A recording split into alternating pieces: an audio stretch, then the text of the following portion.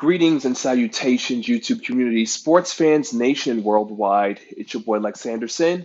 You've entered the Sports Opinion Log, and in tonight's video, I'm wearing the black jacket for a reason, and I'm gonna wear the black jacket and the black hat to symbolize my predictions not coming true. As unfortunately, off on the shovel pass, the prophet had decreed that the Cowboys would advance past the Rams.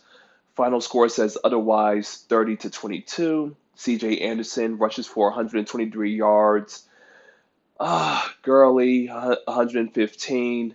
The Rams had a total of 273 rushing yards, the most the Cowboys have ever allowed in the postseason. And the Cowboys are still looking for their first road win in the playoffs in the last 26 years. So it all comes down to a screeching halt, unfortunately, as the defense. Well, let's face it, the score was 23-7 midway through the third quarter. So the final score being 30-22. It was a winnable game. Tip of the cap to the Cowboys. Couldn't get the job done. Ultimately, they just wound up running out of time. There was a 4th-and-1 play where Ezekiel Elliott wasn't able to get the yards. Well, he was actually definitely stopped for a loss. And there was definitely some questionable calls by the referees early on in the game, and you really hate to see a playoff game where the stakes are so high and the referees kind of set the tone for things. So, in particular, I'm referring to a play in which the lineman had spun Dak Prescott around, and the referees blew the whistle saying man down in the grass or something like that. I'm like, what kind of play is that? But obviously, it's in the rule books for a reason. But the commentary guys were like, they didn't believe that they made the right call on that particular play. So it sucks. I would also like to blame Jerry Jones a little bit because he did spend $250 million on like a super yacht. So hopefully he definitely has some money left over to give Dak Prescott and just franchise Ezekiel Elliott if anything. But those guys need to be kept.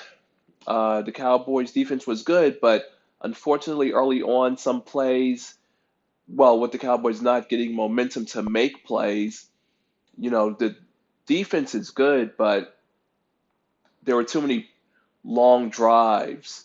Because early to start the game, the Cowboys held them to 2 field goals, which was great. So the score could have been worse. But at the same time, when you have a team going 60, 70, 80 yards and you're stopping them in the red zone, that's great. But time is a factor. And, again, like I said, time is ultimately what they didn't have enough of. And their time in the playoffs has come to an end. Will I do a post video with more stats? Maybe. I think I placed enough right in here. So that's all I got. But like Sanderson, the Sports Opinion Log, we will be back tomorrow. For the other games, the Chargers are going to New England. The Prophet, I'm going with the Patriots as Philip Rivers and the Chargers are 0-7 against Tom Terrific and the Patriots. And Eagles at the Saints, where Drew Brees is undefeated in 5+ playoff games at home. But I like the feel and the vibe of the Eagles being the defending Super Bowl champions, and Nick Foles will pull off the upset. That's what I'm hoping. That Nick Foles, the prophet decree that Nick Foles and the Eagles will pull off the upset and come out of the Atlanta, no, excuse me, the New Orleans Mercedes, no, wait, that's Atlanta again. Oh my God. The New Orleans Superdome, excuse me. They will come out with a win. So that's all I got for this video. Thank you very much for tuning in. If you have any commentary, please feel free to drop a comment below. Were you hoping for the Cowboys to win too? Are you disappointed? Let me know. Do you think the Rams have what it takes to get to and win the Super Bowl? I mean, like the last time the Rams were relevant was back in 2002. So it is now 2019. So it looks like the greatest show on turf is back, but we'll see. The only way they could really be back is if they get to and win the Super Bowl. So we'll delve into that later on in the upcoming week. make sure you do the right thing and just press that subscribe button to subscribe to this channel to be aware of the next video, and that bell icon you see right there to your right, ding, yeah, go ahead and press that so you stay up to date of any and all future videos, and best believe there will be more.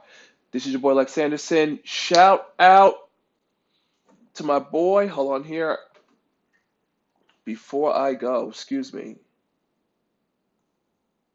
gotta give the shout outs. Hold on here. Thank God for my other iPad. Excusez-moi for the time.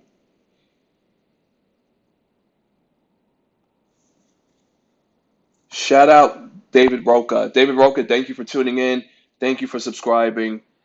Thank you for being here. Thank you for the commentary. So just hold on to the end of the video. Your shout out is here.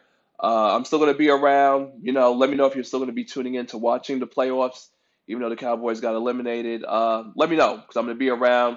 And NBA season's getting it's going to start getting hot as we're going to head into All Star. Well, that's in February, but teams are playing, the games are good. Let me know. I'm going to be around. But yeah, shout out David Roca for the love, for the support. Cowboy Nations. There's nothing to be ashamed of.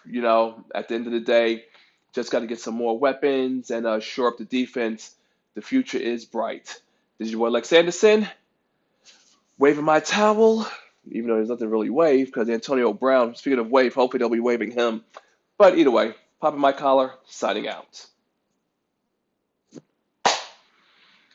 Another outro in the books. Yeah, so I like going with the black jacket